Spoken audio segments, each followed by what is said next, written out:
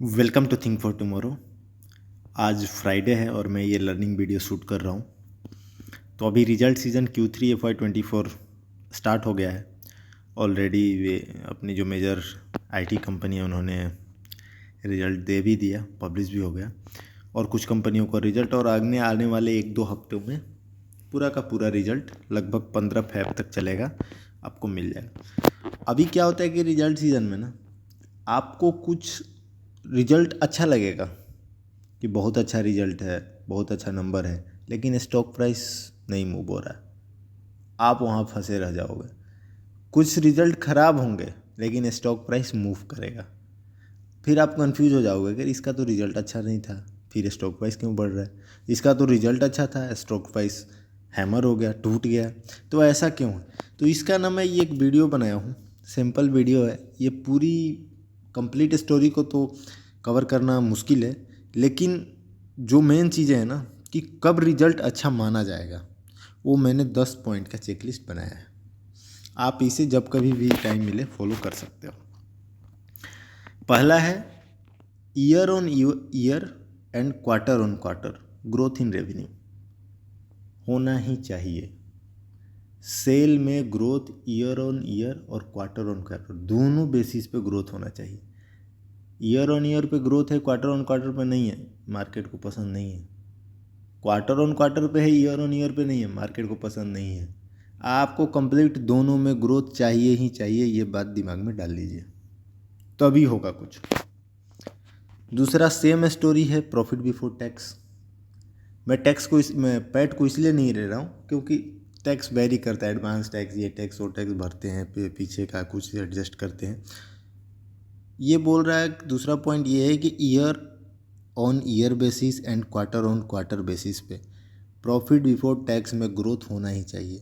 No adjusted EBITDA, no EBITDA positive, no other income, ये जो story है ना, EBITDA positive, other income late, कुछ नहीं, बकवास चीज़ें हैं, ये नहीं होना चाहिए। अभी तक दोनों पॉइंट है, year on year basis, quarter on quarter basis sales में ग्रोथ होना चाहिए, प्रॉफिट में ग्रोथ होना चाहिए। सिंपल रखिए चीज़ों को। तीसरा पॉइंट है ऑपरेटिंग कैश फ्लो या तो पॉजिटिव होना चाहिए और निगेटिव है तो इम्प्रूव हो रहा हो। सेल्स प्रॉफिट के ग्रोथ के साथ साथ OCF पॉजिटिव होना चाहिए या OCF में ग्रोथ होना चाहिए।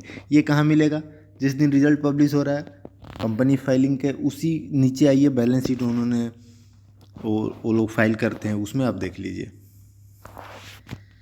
चौथा पॉइंट है ट्रेड रिसीवेबल नील, या तो होना ही नहीं चाहिए या फिर कम हुआ हो पिछले बार से, ईयर ऑन ईयर और क्वार्टर ऑन क्वार्टर दोनों बेसिस पे।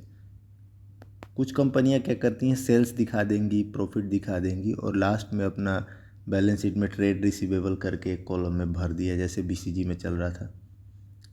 ये एक कौन सी वो SME कंपनी थी, इक्याई एनर्जी में भी थोड़े दिन हुआ था। तो ये नहीं होना चाहिए, ट्रेड रिसीवेबल होना ही नहीं चाहिए। ट्रेड रिसीवेबल होता है क्या, आपको कंसेप्ट तो क्लियर है ना। आपने माल बेच दिया लेकिन पैसा आना बाकी है, कब तक? पिछले क्वार्टर में भी यही था, इस क्वार्टर में भी यही है, पिछले साल भी यही था, इस और नहीं तो बढ़ गया, तो आप भाई उस क्लाइंट को माल दे क्यों रहे हो? ये चीज़ें नहीं होनी चाहिए। पांचवा पॉइंट, ये बहुत इंपॉर्टेंट पॉइंट है, last 3 month return not more than 40%। अभी क्या होता है कि हर जगह इनसाइडर है। अभी इन्फोसिस की कहानी देखें ना, अपने रिजल्ट के 2 मिनट पहले कैसे प्राइस भगा था और अगले दिन 6-7% चढ़ गया। तो लास्ट 3 मंथ में अगर स्टॉक प्राइस 40%, 30% से ऊपर नहीं गया है या उसी के आसपास घूम रहा है, चल रहा है, तो आप उस स्टॉक को रिजल्ट पे ख़रीद सकते हैं, क्योंकि अभी प्राइस फैक्टर नहीं हुआ है। अभी वहाँ से भी रिटर्न आपको मिल सकता है। लेकिन अगर ऑलरेडी स्टॉक रिटर्न दे चुका है 40%, 50% का, और अब तब जाके आप बाई कर रहे हो उसे और वहाँ से आप उम्मीद कर रहे हो कि इस रिजल्ट पे मुझे रिटर्न मिलेगा, थोड़ा मुश्किल है, रिस्क रिवार्ड फेवरेबल नहीं है। अगला पॉइंट है market reaction on result positive. चाहे कितना भी अच्छा रिजल्ट हो या चाहे कितना भी ख़राब रिजल्ट हो, मार्केट रिएक्शन बहुत इंपॉर्टेंट है। बहुत बढ़िया रिजल्ट आया, मार्केट ने उसे निगेटिव लिया, छोड़ दो, आप भी कोई मतलब नहीं है उसमें घुसने का। बहुत ख़राब रिजल्ट आया, बट वो टूट नहीं रहा लो, मतलब मार्केट ने डिस्काउंट कर लिया है, आपको वहाँ पे एंट्री बना सकते हैं। अगला पॉइंट है कॉस्ट कटिंग और expenses cutting if any, very good. अगर कंपनी अपना कमेंट्री दे रही है कि हमने कॉस्ट कटिंग किया, एक्सपेंस को कम किया और उसको प्रॉफिट में लेकर आए हैं, तो बहुत अच्छा है, उसमें कोई दिक्कत की बात नहीं है, आपको पॉइंट कंसिडर करना चाहिए।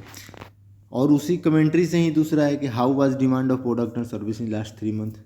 पिछले 3 मंथ में अगर कंपनी मान के चलिए चेयर बेच रही थी तो चेयर का डिमांड कैसा था, ये आपको कमेंट्री सुनना पड़ेगा मैनेजमेंट का।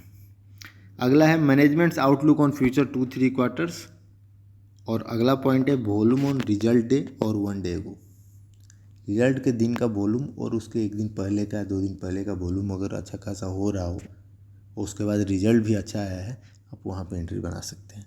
तो क्विकली हम ये 10 पॉइंट को समराइज करेंगे तो पहला पॉइंट है रेवेन्यू में ग्रोथ दोनों बेसिस पे, प्रॉफिट में ग्रोथ दोनों बेसिस पे, OCF पॉजिटिव होना चाहिए, ट्रेड रिसीवेबल नहीं होना चाहिए, लास्ट 3 मंथ का रिटर्न 40% से कम होना चाहिए, मार्केट रिएक्शन उस रिजल्ट पे पॉजिटिव होना चाहिए, कॉस्ट कटिंग हो तो सही है, डिमांड कैसा है प्रोडक्ट का आप देख लीजिए, मैनेजमेंट का आउटलुक फ्यूचर 2-3 क्वार्टर कैसा है, और लास्ट वॉल्यूम उस दिन कैसा है रिजल्ट के दिन। आप ये 10 पॉइंट को हमेशा माइंड में रखिए जब कभी भी आप रिजल्ट के बेस पे ट्रेड करना चाहते हैं किसी स्क्रिप्ट को, किसी सिक्योरिटी को, ये आपको हमेशा काम आएगा। और ये चीज़ें आपको किसी बुक और ये जगहों पे ना जल्दी नहीं मिलता है, ये मैं एक्सपीरियंस के आधार पे वीडियो बनाता हूँ। Thank you for watching this video, you guys are amazing, keep learning.